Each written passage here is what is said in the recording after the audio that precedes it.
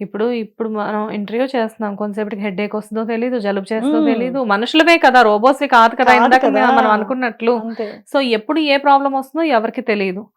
And కానీ ఇంత కష్టపడుతూ ఇంత సీనియారిటీ ఉన్నప్పటికీ కూడా మీలాంటి వాళ్ళకి కూడా ఇలాంటి ప్రాబ్లమ్స్ వస్తున్నాయి అంటే నాకు అదే కొంచెం అన్‌బిలీవబుల్‌గా అనిపిస్తుంది. వస్తాయండి. అంటే చూసుకుంటారు హ్మ్. నన్ను. నన్ను మటుకు ఫస్ట్ నుంచి నాకు తెలీదు ఎందుకనో, హ్మ్. నేను కూడా చాలా రెస్పెక్ట్‌ఫుల్‌గా ఉంటా. హ్మ్. నాకు మెయిన్ చెప్పాను కదా! నేను వీళ్ళని జనరలైజ్ చేసి చూస్తానండి మెయిన్ నాకు. ఇప్పుడు నాతోని ఒక డైరెక్టర్ బిహేవ్ చేయట్లేదనుకోండి, అంటే హ్మ్. కోపంగా ఉంటారు. ఆయన మెంటాలిటీ అదే అనుకోండి. హ్మ్. నేను మాక్సిమం దూరం అంటే ఎక్కువ మాట్లాడను. నా వర్క్ నేను పర్ఫెక్ట్‌గా చేసేసి వాళ్ళకి అనే ఛాన్స్ ఇవ్వనసల. హ్మ్. అలా చేసుకుంటా. 90% అలాగే చేస్తాను. హ్మ్. కొన్ని కొన్ని సార్లు ఏమైతుందంటే నా పాస్ట్ నేను ఎలాగున్నానో తెలుసుకుంటారు కదా! అంటే అవునవును. చాలా రోజుల నుంచి చేస్తుంది అలాగే ఇలా హ్మ్. అనుకుంటారు కదా హ్మ్. వాళ్ళు. వాళ్ళు రెస్పెక్ట్‌ఫుల్‌గానే ఉంటారు. ఓకే. అలా. అంటే నేను ఫస్ట్ ఆఫ్ ఆల్ వర్క్‌కి ఎక్కువ డెడికేటెడ్‌గా ఉంటా. హ్మ్. అందుకని ఏమనటానికి ఛాన్స్ ఇవ్వను. అసలు ముందు ఛాన్స్ లేదు కదా! లేదు. అనడానికి కూడా. పోనీ పర్సనల్‌గా అందామన్నా, పర్సనల్‌గా గూడా ఛాన్స్ ఇవ్వను ఎవరికీ హ్మ్. అనటానికి. హ్మ్. నా లైఫ్ నేను పర్ఫెక్ట్‌గా ఎంత మాక్సిమం నాకు నేను డెడికేటెడ్‌గా ఉంటాననమాట. ఎటువంటి పార్టీలకి వెళ్ళను. వాళ్ళు చేసుకుంటూనే ఉంటారు పార్టీలు. హ్మ్. ఏదన్నా ఇప్పుడు ఫంక్షన్స్‌లా ఇంక అది జరుగుతున్నాయి. వాళ్ళ ఇష్టం కదా! వాళ్ళ ఇష్టం అండి అది హ్మ్. కంప్లీట్‌గా. హ్మ్. I respect them. హ్మ్. వాళ్ళ టైం అది. వాళ్ళ ప్రీషియస్ టైమ్. యెస్. యెస్. వాళ్ళు ఎలా అయినా దాన్ని యుటిలైజ్ ఎవరికి చేసుకోవచ్చు. ఎందులో హ్యాపీనెస్ ఆ! దొరికితే అందులో ఆ! వాళ్ళు నా నా వీక్‌నెస్ కాదు కదా! ఇది మైనస్ ఉంది అని చెప్పుకునే అవకాశం ఎదుటి వాళ్ళకి ఇవ్వకుండా నాది నేను పర్ఫెక్ట్‌గా అంటే కంప్లీట్‌గా ఇంక షూటింగ్ నుంచి వచ్చి కార్ ఎక్కాను అంటే ఇంక కంప్లీట్‌గా కట్ అయిపోతుంది. కానీ చాలామంది ఆర్టిస్టులు కంప్లెయింట్ చేస్తూ ఉంటారు. ఈవెన్ షూట్ టైమ్‌లో ఈవెన్ వాష్‌రూమ్స్ నీట్‌గా పెట్టట్లేదు. ప్రొడక్షన్ హౌస్ మేము రెస్ట్ తీసుకోవడానికి కనీసం ఒక మంచి బెడ్ ఇవ్వట్లేదు. ఈవెన్ వాటర్ బాటిల్స్ దగ్గర గూడా మాకు రిస్ట్రిక్షన్స్ ఉంటున్నాయి. ఇవన్నీ చెప్తూ ఉంటారు. ఇవన్నీ అసలు నిజాలేనా అండి? నిజమండి అది. హ్మ్. 100% నిజం. హ్మ్. వాటర్ బాటిల్స్ ఇవ్వట్లేదు ఇప్పుడు. ఎవరో ఒక ఆర్టిస్టు ఆహ్, ఇప్పుడు వాళ్ళ మదర్‌ని తెచ్చుకుంటారో, ఎవరినైనా తెచ్చుకుంటారు కదండీ కొత్తగొచ్చిన హ్మ్. వాళ్ళు. హ్మ్. మేబీ ఇది అదర్ స్టేట్ నుంచే వచ్చింది. ఓకే. ఎందుకంటే 2 ఇయర్స్ బ్యాక్ కూడా ఈ హ్మ్. వాటర్ బాటిల్స్ గొడవ లేదు. హ్మ్. ఈ 1 ½ ఇయర్ ఇప్పుడు ఈ 2 ఇయర్స్ నుంచే స్టార్ట్ అయిందిది. నేను విన్న కంప్లెయింట్ ఏంటంటే, ఎవరో ఒక ఆర్టిస్ట్ వాళ్ళ మదర్‌ని తెచ్చుకున్నారు. హ్మ్. కన్నడ నుంచో ఎక్కడో ఏమో తెలీదు నాకు లాంగ్వేజ్ తెలీదు. హ్మ్. అక్కడి నుంచి తెచ్చుకున్నారు. వీళ్ళు కూర్చుంటారు గదా! హ్మ్. కంపెనీ అనేది 2 బాటిల్స్ ఇస్తుంది మనిషికి. 2 లీటర్స్. ఓకే. 1 లీటర్ బాటిల్స్ 2 ఇస్తారు. హ్మ్. అందరికి ఇస్తారు. హ్మ్. మేబీ ఎక్స్‌ట్రా వచ్చిన పర్సన్ వస్తే కంపెనీయే ఇయ్యాలి కదా! హ్మ్. వాళ్ళకి కూడా ఇప్పుడు వాళ్ళే తెచ్చుకున్న మనుషులు కదా వాళ్ళు. హ్మ్. వాళ్ళకి ఇస్తుండొచ్చు. అది మిస్‌యూజ్ చేసుండొచ్చు దాన్ని హ్మ్. ఎవరన్నా. అంటే సగం సగం తాగేసి పడేసి, హ్మ్. లేదంటే మాకు ఎక్స్‌ట్రా కావాలి, మా మదరొచ్చారు, మా తమ్ముడొచ్చాడు, మా అక్కొచ్చింది, నాకు వాటర్ బాటిల్ కావాలి అని అడిగి గొడవ చేసుండొచ్చు. యెస్. ఈ యెస్. ఇష్యూ అలాగే స్టార్ట్ అయింది. ఆ ఒక్క ఆర్టిస్ట్ చేసిన పనికి ఇక్కడ ఏ ఆర్టిస్ట్‌కి వాటర్ ఇవ్వట్లే ఇప్పుడు. అలా ఎలా అండి? హ్మ్. ఎవరో ఏదో చేశారని చెప్పేసేసి అప్ అందరికి అదే అప్పుడు పనిష్మెంట్ కంపెనీ ఇస్తే ఏం ఎలా? చేయాలి? మేము ప్రొవైడ్ చేసేది 2 బాటిల్సే అమ్మా. హ్మ్. మీకు ఎక్స్‌ట్రా వచ్చారు కాబట్టి మీరు తీసుకోండి. అది మీ పర్సనల్ అని చెప్పాలి కదా! యాహ్! అలా చెప్పకుండా అసలు దీన్నే అందరికి అమలు చేసేసి ఇంక ఎవరికీ వాటర్ బాటిల్స్ ఇవ్వము అనే దానికొచ్చేసారు. వాటర్ బాటిల్స్ ఇవ్వరు. హ్మ్. మేము కొనుక్కోవాలి. లేదంటే ఇంటి దగ్గర నుంచి పట్టుకెళ్ళాలి. కానీ ఇది మరీ అసలు అన్యాయం కదా! అన్యాయమే. ఎందుకంటే ఇంత ఆర్టిస్ట్‌లు ఇప్పుడు డీహైడ్రేట్ అవుతూ ఉంటారు. డైలాగ్స్ రెగ్యులర్‌గా చెప్పడం వల్ల గొంతు తడారిపోతుంది. సో, అవును. ఇవన్నీ ఉంటాయి. వాటర్ అనేది యాక్చువల్‌గా చాలా ఎక్కువ తీసుకుంటూ ఉండాలి. ఎప్పుడు అవును. హైడ్రేట్‌గా ఉండడం కోసం. బట్ టెక్నీషియన్స్ అందరికి ఇస్తారు వాటరు. ఆ! సగం తాగి పడేసినా టెక్నీషియన్స్‌కి వాటర్ ఫుల్‌గా అవైలబిలిటీలో ఉంటుంది. హ్మ్. డైరెక్షన్ డిపార్ట్‌మెంట్‌కి ఉంటుంది. అందరికుంటుంది. హ్మ్. ఓన్లీ ఆర్టిస్ట్‌లే భూతాలు, ప్రేతాత్మలైనట్టు మాకు మట్టుకే కట్ జేసి పడేశారు. లేదు. ఎందుకు అడుగుతున్నానంటే జనరల్‌గా మాకు తెలిసినంత వరకు మేము బయట నుంచి చూస్తాం కాబట్టి ఆర్టిస్ట్‌లు అనేసరికి వాళ్ళనేదో ఒక పెద్ద ప్యాంపర్ జేస్తున్నారు అని ప్యాంపర్ అనుకుంటారు. చేస్తున్నారు. ఏదో లేదండి ప్రిన్సెస్‌లా ట్రీట్ అస్సల. చేస్తా లేదు ఉంటారన్న లేదు. ఫీలింగ్ వస్తూ ఉంటది. అది ప్రిన్సెస్‌లాగా ఎవరు ట్రీట్ చేస్తారో తెలుసా? అసలు మేమందరం వర్క్ చేసేది ప్రిన్సెస్‌లాగా ట్రీట్ చేసే వాళ్ళ కోసమే. అది పబ్లిక్. ఆ! యెస్. మమ్మల్ని చూసే ప్రేక్షకులు మమ్మల్ని నిజమైన ప్రిన్సెస్‌లా చూస్తున్నారు.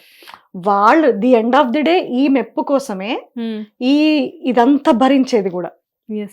బయటకి వెళ్ళినప్పుడు అప్పుడు జనరల్‌గా మీకు అంటే ఉంటారు కదా! ఫ్యాన్స్ వచ్చేసేసి మాట్లాడించడం ఇలాంటి ఫ్యామిలీతో బయటకి వెళ్ళినప్పుడు ఎలా ఫీల్ అవుతారు? అది హ్యాపీగా అనిపిస్తదా? అమ్మో! డిస్టర్బెన్స్‌గా ఉంటదా? లేదండి. నేనైతే చాలా హ్యాపీగా ఫీల్ అవుతాను. హ్మ్. డిస్టర్బెన్స్ అంటే గుడి దగ్గర గనుక అంటే గర్భగుడిలోకెళ్ళేటప్పుడు గూడా డిస్టర్బ్ చేస్తే చెప్పేస్తాను. హ్మ్. అంటే వాళ్ళకి తెలీదు గదండీ! ఆ హ్మ్. యాంగ్జైటీ ఉంటుంది. యెస్. యెస్. వాళ్ళ దృష్టి నుంచి నేను వేరేలా కనిపిస్తా. హ్మ్. ఫస్ట్ మనందరం కలిసి దేవుడిని చూద్దామమ్మా.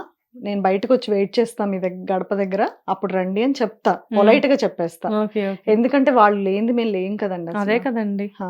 హ్మ్. వా వాళ్ళు వాళ్ళ టైం అనేది ఇన్వెస్ట్ చేయకపోతే అసలు మేము ఈ రోజున లేనే లేము. హ్మ్. ఆ టైంలో మీ హస్బెండ్ కానీ, బాబు కానీ ఉంటే వాళ్ళెలా ఫీల్ అవుతూ ఉంటారు? చాలా అంటే ప్రౌడ్‌గా ఫీల్ అవుతారు. ఎప్పటికి డే 1 నుంచి ఇప్పటి వరకు కూడా. వాళ్ళు ఎంతో చూసేసారు ఆల్రెడీ. హ్మ్. నాకెక్కువ ఫ్యాన్ ఫాలోయింగ్ అంటే మొగలి రేకుల టైంలో వచ్చిందండి విపరీతంగా. మంచి క్యారెక్టర్ కదా! ఆ! హ్మ్. ఈవెన్ పబ్లిక్ ఎలా అయిపోయారంటే అప్పుడున్న ఆ క్యారెక్టర్‌కి టచ్ చేసి చూసేవాళ్ళు. నేను మనిషినా కాదా అని. అవునా? అలా నేననుకుంటాను మమ్మల్నే ఇలా ట్రీట్ చేస్తే ఇంక హీరోయిన్స్‌ని బయటకొస్తే పరిస్థితి ఏంటి అయ్యో! అని. మొగలి రేకుల్లో అసలు మీరు హీరోయిన్స్‌కి ఏమాత్రం తక్కువ కాదు కదా! అప్పుడు. క్యారెక్టర్ గూడా అలా క్యారెక్టర్ డిగ్నిఫైడ్‌గా చాలా చాలా బాగుండేది మంచి కదా! క్యారెక్టర్ అలా కదా! మేడం ముట్టుకోవచ్చా మిమ్మల్ని అడిగారు ఆ! వాళ్ళు. ఆ లేడీసే. ఆ! అలా టచ్ చేసి చూసేవాళ్ళనమాట. మనిషా కాదా అని. ఓకే. అంత అంటే ఇట్లా అడ్మైర్‌గా చూసేవాళ్ళు. మీరు కరెక్ట్‌గా ఈవిడ కూడా అప్పుడే కెరియర్ స్టార్ట్ చేశారు. మొన్న 'పుష్ప' ఫేమ్ కల్పలత. కల్పలత గారు. యాహ్! అవును. మీరన్ అదే ఫస్ట్ సీరియల్ తనది. అదే ఫస్ట్ సీరియల్. మీరప్పటికి సీనియర్ అయిపోయారు. ఆ! అప్పటికే నేనొక 5 సీరియల్స్ చేశా. 5 సీరియల్స్ చేశారు. హ్మ్. అదే అనిపించింది నాకు యాక్చువల్‌గా మీరందరూ అంటే కాకపోతే ఇక్కడ ఆవిడ టాపిక్ వచ్చింది కాబట్టి నేను మిమ్మల్ని అడుగుతున్నాను. కల్పలత గారు మీ తర్వాత సీరియల్ స్టార్ట్ చేశారు. అవును. అవును. కానీ ఆవిడ చాలా తక్కువ టైంలో పెద్ద పెద్ద ప్రాజెక్ట్స్ చేస్తున్నారు. అంటే తను ఏ టైంలో ఏ డిసిషన్ తీసుకోవాలో అది తీసేసుకున్నారండి. అంటే హ్మ్. కంప్లీట్‌గా సీరియల్స్ చేస్తున్నారు తను కూడా. హ్మ్.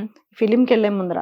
తనేం ప్లాన్ చేసుకున్నారంటే ఎట్టి పరిస్థితుల్లో కష్టం వచ్చినా, నష్టం వచ్చినా సినిమానే ఒప్పుకున్నారు. హ్మ్. వెయిట్ చేశారు ఆ టైంని. అంటే ఇప్పుడు ఒక నెల రోజులు వర్క్ లేదనుకోండి. ఆ హ్మ్. నెల రోజులు తను ఇంట్లోనే ఉండి వెయిట్ చేశారు. హ్మ్. ఇంకా ఇన్‌కమ్ కోసం సీరియల్‌కి రాలే. ఓకే. అలా చేస్తేనే సినిమాలొస్తాయి. మెయిన్ మీ అందరికి సీరియల్ ఆర్టిస్ట్‌లకి ప్రాబ్లమ్ ఏంటంటే డేట్స్ అస్సలు అడ్జస్ట్ అవ్వవు అడ్జస్ట్ కదా! అవ్వవు. వాళ్ళసలు ఇప్పుడు వాళ్ళు ఎందుకు తక్కువేస్తారు షెడ్యూల్స్ వాళ్ళు 20 డేస్, 40 డేస్ అట్లా ఏస్తారు షెడ్యూల్ హ్మ్. సినిమా. హ్మ్. అన్ని డేట్స్ మన వర్క్ ఉన్నా లేకపోయినా వాళ్ళు బ్లాక్ చేసుకుంటారు. పేమెంట్స్ వచ్చేస్తాయి. మాకిచ్చే అంటే ఇప్పుడు ఈ డేట్ మీది అన్న పేమెంట్ వచ్చేస్తాయి. ఓకే. అట్లేం ఓకే. లేదులెండి. ఓకే. అంటే ఇప్పుడు ఓకే. 10 డేస్ ఇచ్చారనుకోండి నా హ్మ్. వర్క్‌కి. హ్మ్. ఆ 10 డేస్ నన్ను వాళ్ళు సీన్‌లో పెట్టుకున్నా, పెట్టుకోకపోయినా పేమెంట్ పడిపోతుంది. ఓకే. ఓకే. అంత బావుంటుంది ఫిల్మ్ ఇండస్ట్రీ. హ్మ్.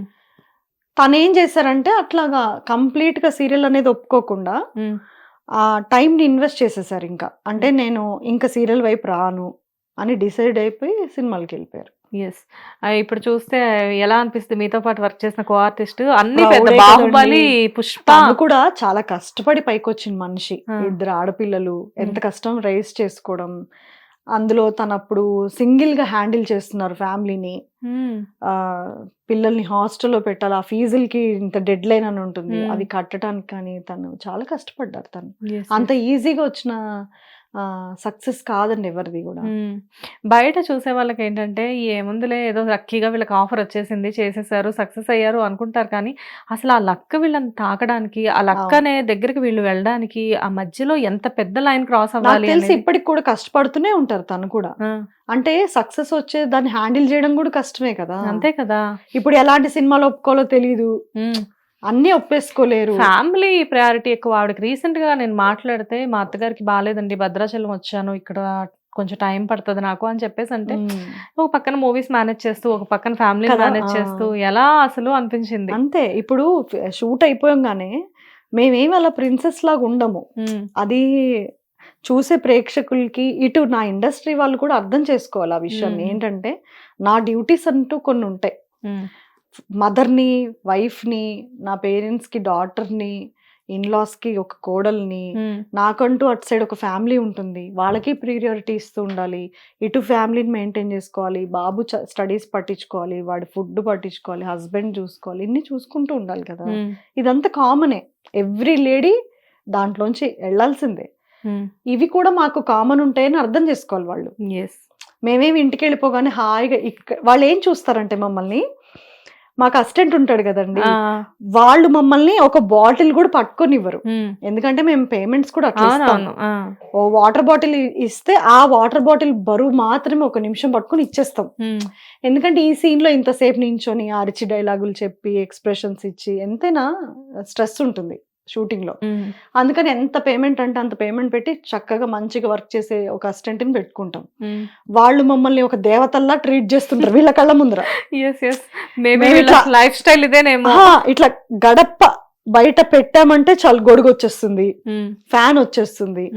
ఆ లైఫ్ స్టైల్ ని మా ఇండస్ట్రీ వాళ్ళు చూస్తారు. మాతో వర్క్ చేసే టెక్నీషియన్స్ వీళ్ళకి ఏంటి తక్కువ అసలు చూడండి అని. అదే మీరు నేను కారెక్కి ఇంటికి వెళ్తే ఉంటుందా అదంతా? ఎక్కడ ఇంటికి వెళ్ళాక ఇందాక మీరు అన్నట్లు ఈ కాస్ట్యూమ్ చేంజ్ చేసుకొని నూనె నైట్ వేసాము స్టార్టింగ్ డ్యూటీ. అంటే ఈ సీరియల్ లో చూసిన ఆర్టిస్ట్ ఈమెనా సడన్ గా మిమ్మల్ని చూసే ఫ్యాన్స్ ఇంటికి వచ్చి చూసారంటే కన్ఫ్యూజ్ అయిపోతారు. చాలా కన్ఫ్యూజ్. ఎందుకు ఇప్పుడు నైబర్స్ ఉంటారు కదా, వాళ్ళు కూడా చాలా విచిత్రంగా ఫస్ట్ లో ఎక్కడికైనా కొత్తగా వెళ్ళిన చోట అయితే ఫస్ట్ లో చాలా దేవతలా ట్రీట్ చేసి చూస్తారు. మెల్లగా నా లైఫ్ స్టైల్ అర్థమైపోతుంది వాళ్ళకి చుట్టూతా, ఓ మనలాగే నార్మలే అని. యాక్చువల్ గా ఇంటర్వ్యూస్ కి కొంతమంది ఇంటికి పిలుస్తారు కదా ఆర్టిస్టులు, ఎస్పెషల్లీ ఫీమేల్ ఆర్టిస్టులు, రెడీ అయ్యి ఉంటారు కొంతమంది. సడన్ గా వెళ్ళేసరికి నైటీ వేసుకొని ముడి పెట్టేసేసుకొని అలా ఉంటారు కదా, సడన్ గా చూసి ఒకసారి గుర్తురారు అనమాట అని చెప్పి ఒక నిమిషం చూసి మీరు అంటే నేను రెడీ అయ్యి వస్తా హాఫ్ అన్ అవర్. సీరియల్లో మేకప్ జ్యువెలరీ ఇప్పుడు మాకు చూడండి ఫన్నీగా అనిపిస్తాయి ఇవన్నీ. ఇంత జ్యువెలరీ వేసుకొని పడుకుంటాం సీరియల్లో, పడుకునే సీన్. తెలుగు సీరియల్స్ లో ఇది మస్ట్ మరీ మస్ట్ గా. కనీసం హిందీలో ఏదైనా నైట్ డ్రెస్ వేస్తారేమో కానీ మాకు మటుకు ఆ పూలు ఆ లిప్స్టిక్లు ఇవన్నీ జ్యువెలరీ ఇంత చెవులో పెట్టుకొని కూడా పడుకొని ఇట్లా లేచిన సీన్లు ఉంటాయి. ఇంట్లో అట్లా ఉండలేం కదా. అదే కదా, చాలా మంది మీమ్స్ కూడా చేస్తా ఉంటారు కదా తెలుగు సీరియల్స్ లో ఆర్టిస్టులు పడుకునేటప్పుడు కూడా ఎందుకు ఇంత జ్యువెలరీ క్యారీ చేస్తారు అని చెప్పేసి. అంటే ఆ విజువల్ బ్యూటీ కోసం అంతే, అక్కడ ఏం లేదు. మీకు చూడటానికి హాయిగా ఉండటానికి. లేదంటే మా రియల్ అవతారాలలోకి మేము వచ్చాం అనుకోండి ఎవరు చూడలేరు. దట్టు ఇప్పుడు ఇండస్ట్రీలో చూస్తే ఫిల్మ్స్ లో అయితే చాలా న్యాచురల్ ఆర్టిస్టులు ఎక్కువైపోయి యాక్టింగ్ న్యాచురాలిటీకి చాలా దగ్గరగా ఉంది ఇప్పుడు ప్రెజెంట్. నిజమేనండి అది. అంటే సీరియల్ అంతా చేయాల్సిన అవసరం ఉండదు ఫిలిం కి న్యాచురల్ గా. అది యాక్షన్ అయితే ఇది ఓవర్ యాక్షన్ అంటే మీరు ఒప్పుకుంటారా? ఓవర్ యాక్టింగ్ అంటే ఇది ఇలాగే వెళ్తుంది కల్చర్. అండ్ ఇందాక మనం ఒక టాపిక్ లో కట్ అయ్యాం. యాక్చువల్ గా మీతో పాటు చేసిన కో ఆర్టిస్ట్ మూవీస్ వరకు వెళ్ళి చాలా బిజీగా ఉన్నారు అనుకున్నాము. What about you? ఎందుకంటే చక్కటి అందం అండ్ మంచి ఎక్స్ప్రెషన్స్, మీరు దట్టు చాలా అంటే ప్రాంప్టింగ్ లేకుండా ఎటువంటి సీన్ అయినా చేయగలరు. ఒక మంచి ఆర్టిస్ట్ కావాల్సిన లక్షణాలన్నీ మీలో ఉన్నాయి. అండ్ ఇప్పుడున్న ప్రెసెంట్ బిజీ ఆర్టిస్టులను చూసుకుంటే ఇప్పుడు ఒక సురేఖవాణి గారిని, ప్రగతి గారిని, ఇప్పుడు మనం అనుకున్నట్లే కల్పలత గారిని, వీళ్ళందరినీ చూస్తే వీళ్ళందరూ కూడా ఫ్రమ్ ది బిగినింగ్ సీరియల్స్ నుంచే స్టార్ట్ అయిన వాళ్ళు కదా. మరి మీరెందుకు అక్కడే ఆగిపోయారు? మధ్యలో చేశానండి కొన్ని ఫిలిమ్స్. అంటే ఇక్కడ ఉన్న డైరెక్టరే ఫిలిం తీస్తే ఆ ఫిలిం ఒకటి, ఇంకోటేమో ఇక్కడున్న అసిస్టెంట్ డైరెక్టర్ ఫిలిమ్స్కి వెళ్ళిపోతే వాళ్ళు కాల్ చేస్తారు. ఎందుకంటే ఇక్కడ లైవ్ లో నా యాక్టింగ్ చూసుంటారు కదా, వాళ్ళు ఆ ఫిలిం టీంకి వెళ్ళగానే నాకు ఫోన్ చేస్తారు. చేసి ఇట్లా క్యారెక్టర్ ఉందమ్మా మీరు రండి రండి అంటారు. ఒరే నాన్న నాకెందుకురా ఫిలిం, అంత పెద్ద పెద్ద హీరోలు వాళ్ళు, ఆ కల్చర్ నాకు ఇంకా అట్లనే ఉందేమో అని భయం. అంటే అసలు ఏం లేదంటే 2-3 సినిమాలు చేసా అలాగా. నిజంగానే ఏం లేదండి అక్కడ. చాలా ఫ్రెండ్లీగా ఉంటున్నారండి ఇప్పుడు. చాలా అంటే అసలు నిజంగా చెప్పాలంటే ఇది చాలా చిన్నది ఇండస్ట్రీ. అక్కడ ట్రీట్ చేసే విధానం చూస్తే నేను వండర్ అయిపోయా. ఆ చిన్న సినిమా అయినా సరే, చాలా చిన్న సినిమా అయినా సరే ఎంతో రెస్పెక్ట్ ఇచ్చి టక్కుమని ఇట్లా మేకప్ ఆర్టిస్టులు వచ్చేస్తారు, టక్కుమని హెయిర్ డ్రెస్సర్ వచ్చేస్తారు. అసలు ఒక పిన్ కూడా మన చేత పెట్టించుకోనివ్వరు, వాళ్ళే చేస్తారు డీటెయిల్డ్ గా. అండ్ యాక్టింగ్ కూడా ఇంత ఎక్స్ప్రెషన్ ఇవ్వాల్సిన అవసరం లేదు. అసలు నేను ఇచ్చే ఇక్కడ ఎక్స్ప్రెషన్లకి నంబైపోతూ ఉంటుంది అప్పుడప్పుడు బ్రెయిన్ నాకు చాలా సార్లు. ఇప్పుడు రీసెంట్ కూడా జరిగింది అలా. చెప్పను డైరెక్టర్లకు కానీ ఎవరికి చెప్పను, నేనే సఫర్ అవుతుంటా. ఇప్పుడు జగదాత్రిలో రీసెంట్ గా 436-437 ఎపిసోడ్ అనుకుంటా, ఐస్ మీద నించునే సీన్స్, సూదులతో గుచ్చే సీన్స్ అట్లా చేశారు. అప్పుడు నేను నా పెయిన్ ని కళ్ళలో చూపించాలి. ఆ హెవీ ఎక్స్ప్రెషన్ తీసుకుంటున్నప్పుడు నాకు ఆక్సిజన్ అందనండి తలకి. నాకు అసలు బ్రెయిన్కి ఆక్సిజన్ అందక మొత్తం ఇదంతా తిమ్మిరి వచ్చేస్తుంది, నెక్ ఇదంతా, అరికాళ్ళు అరిచేతులు మొత్తం తిమ్మిరి, కంప్లీట్గా టోటల్ బాడీ తిమ్మిరి వచ్చేసి పడిపోతానేమో ఇంకన్నప్పుడు మటుకే నేను అంటే వాళ్ళ ముందర పడితే బాగోదు అన్నట్టుగా నేను మళ్ళీ నార్మలైజ్ అయ్యి కనిపిస్తుంటాను. కానీ నాకు చాలా సార్లు అలా అవుతుంటుంది. ఆస్తమా సీన్స్ ఉంటాయి అనుకోండి, ఊపిరి బిగబట్టాలి చాలాసేపు, చనిపోయే సీన్ ఉంటుంది దానికి ఊపిరి బిగబట్టాలి. అలా నాకు ఇట్లా ఆర్టిఫిషియల్ గా పైపోయినామో నా హెల్త్ పాడవుతుంది నేను ఏదో చేసేద్దాంలే అని చేయలేను. నాకు ఇష్టం ఉండదు. ఎందుకంటే ఫ్యూచర్ లో ఒక 20 ఏళ్ల తర్వాత అయినా పొరపాటున అది రీటెలికాస్ట్ చేసినా ఎవరి ఆర్టిస్ట్ ఇంత బాగా చేశారు అనుకోవాలి, ఎక్కడి నుంచి వచ్చారు వీళ్ళు అనుకోకూడదు. నాకు ఇష్టం ఉండదు అలా. ఆ పేమెంట్ తక్కువండి ఎక్కువేనండి, ఇదే సీన్ కి నాకు సినిమాలో లక్షలు వస్తాయి, అయినా సరే నేను పోల్చుకోను. అసలు ముందు సినిమాల్లో అయినా కానీ ఇంత డెడికేటెడ్ గా చేసేవాళ్ళు చాలా తక్కువ మంది ఉన్నారు. చేస్తాను అనమాట. అలాగా ఇట్లాంటి జనరలైజ్ ప్రాబ్లమ్స్ ఉంటాయి. దీంతో కంపేర్ చేసుకుంటే అక్కడ చాలా తక్కువ, ఇంత ఎక్స్ప్రెషన్స్ ఇవ్వాల్సిన అవసరం ఉండదు సీరియల్స్ లో అంతా. ఈ ప్యాటర్న్ ఇలా అయిపోయింది, ఇలా ఇంకా చాలా తగ్గేలేండి. అదే ఆ క్లోజ్అప్స్ తోటి ముందు ఇలా తిప్పుతారు ఇలా తిప్పుతారు ఇలా తిప్పుతారు ఇలా తిప్పుతారు, అసలు ఎందుకు ఇంత మరి ఇన్నిసార్లు ఆ ఎక్స్ప్రెషన్స్ ఇలానే పెట్టాలి కళ్ళు. అవును, ఆ షార్ట్ అయిపోయేదాకా కళ్ళు అలాగే తెరిచి ఉంచాలి. ఇప్పుడు ఈ ఎక్స్ప్రెషన్స్ ఫిలిం కి పనికిరావు. ఓకే, వాళ్ళు అక్కడికి వెళ్ళి నేను ఆ ఫిలిమ్స్ చేసినప్పుడు, చిన్న సినిమాలు అనలేండి మంచి సినిమాలే, స్టోరీ బాగుంటుంది, ఓకే చేసినప్పుడు వాళ్ళకి ఇది హెవీ అయిపోయేది నేను ఇచ్చే ఎక్స్ప్రెషన్. సీరియల్ యాక్టింగ్ అంటారేమో. అంటారు, నన్ను డైరెక్ట్గా అనకపోయినా మనది సబ్జెక్ట్ అలా కాదు మేడం, అంత అక్కర్లేదు, న్యాచురల్గా ఉండాలి. నాకు అర్థమైపోయింది అనమాట, ఓ ఇక్కడ న్యాచురల్ ఎక్కువ. యాక్చువల్గా కౌశిక్ గారు ఇలానే మీరు కూర్చున్న ప్లేస్ లోనే ఒకసారి కూర్చొని ఇంటర్వ్యూ ఇచ్చినప్పుడు ఆయన ఇదే ఒక సందర్భంలో చెప్పారనమాట. ఒక డైరెక్టర్ ఈయన యాక్టింగ్ చేస్తే కౌశిక్ గారు సీరియల్ యాక్టింగ్ చేయొద్దండి అని చెప్పారు. అంటే ఈయనకు అర్థం కాలేదంట ఏంటి సీరియల్ యాక్టింగ్ అంటే అని చెప్పేసి. కాకపోతే ఫిల్మ్ ఇండస్ట్రీకి ఇక్కడ ఉన్నంత యాక్టింగ్ అవసరం లేదు, ఆ ఫ్లో అనేది అలా వెళ్ళిపోతూ ఉండాలి. బేసిక్ గా సీరియల్ ఎందుకు ఇట్లా ఉంది, ఫిలిం ఎందుకు అట్లా ఉందో నాకు తెలిసింది చెప్తానండి. సీరియల్ అనేది ఇప్పుడు ఈ వీక్ డేలో 20 minutes వస్తుంది, యాడ్స్ అన్ని తీసేయంగా యాడ్స్ వస్తుంటాయా, ఇట్లా మేము జూమ్ అని ఇట్లా కళ్ళు తెరవగానే ఒక యాడ్ వస్తుంది కట్ చెప్పి, మళ్ళీ బ్రేక్ టైం అయిపోయినప్పుడు మళ్ళీ ఆ సీన్ కంటిన్యూ అవుతుంది. పబ్లిక్ కి అర్థం కావాలన్నమాట ఆ సీన్ ఏంటి, వీళ్ళు షాక్ రియాక్షన్ లో ఉన్నారా అని వీళ్ళ బ్రేక్ మళ్ళీ గుర్తు తెచ్చుకుంటారు. ఇంకోటి ఏంటంటే ఇవాళ 1/2 hour చూసారు, రేపు మళ్ళీ ఆ సబ్జెక్ట్ ని క్యారీ చేయాలి వాళ్ళు, ఆ లోపల వాళ్ళ ఫ్యామిలీ టైం ఒకటి అవుతుంది కదండి, ఈ సబ్జెక్ట్ మర్చిపోతారు అనమాట. ఫిలిం ఏంటి, మీరు వెళ్ళారా కూర్చున్నారా, ఆ సినిమా అయిపోయాక మీరు ఇంటికి వస్తారు, సబ్జెక్ట్ ఎక్కడ అయిపోవాలి, అక్కడ మీరు వాళ్ళతో పాటు ఉంటారు, ఆ ఫిలిం క్యారెక్టర్స్ తో పాటు ఉంటారు. ఒక కూతురు గాని నాన్న గాని హీరోయిన్ గాని ఏదున్నా మనం వాళ్ళతో మూవ్ అవుతున్నట్టు అనిపిస్తాయి ఆ పెద్ద స్క్రీన్ మీద. పెద్ద స్క్రీన్, న్యాచురల్ గా ఉండే లైటింగ్, ఎక్కువ న్యాచురల్ గా వెళ్ళటానికి ట్రై చేస్తారు కదా సబ్జెక్ట్స్ అంతా. ఇక్కడ అలా కాదు, వాళ్ళు చూసిన సీన్ రేపటి వరకు వాళ్ళకి గుర్తుండాలి, అందుకే ఆ జూమ్. ఓకే, మేము ఇచ్చే ఆ భయంకరమైన ఎక్స్ప్రెషన్ వీళ్ళు అన్నం తినేసి పడుకొని మళ్ళీ పొద్దున్న లేచి సాయంత్రం వరకు వెయిట్ చేసినా గుర్తుంటుంది అనమాట. చెప్పారు. అందుకని ఇక్కడ హెవీ రియాక్షన్స్, అంటే ఈజీగా తెలియటానికి, ఎటువంటి పబ్లిక్ అయినా తెలియటానికి, చదువుకున్న వాళ్ళైనా చదువుకోని వాళ్ళైనా, ముసలి వాళ్ళు ఇప్పుడు కొంతమందికి వినికిడి శక్తి ఉండదు, వాళ్ళు మేము ఇచ్చే షాక్ రియాక్షన్ కి ఓహో ఇక్కడ ఏదో జరిగింది అనుకుంటారు, ముసలి వాళ్ళు కూడా చూస్తుంటారు. అదే కదా, అలాగా ఇక్కడ హెవీ రియాక్షన్స్ ఇవ్వాల్సి వస్తూ ఉంటుంది.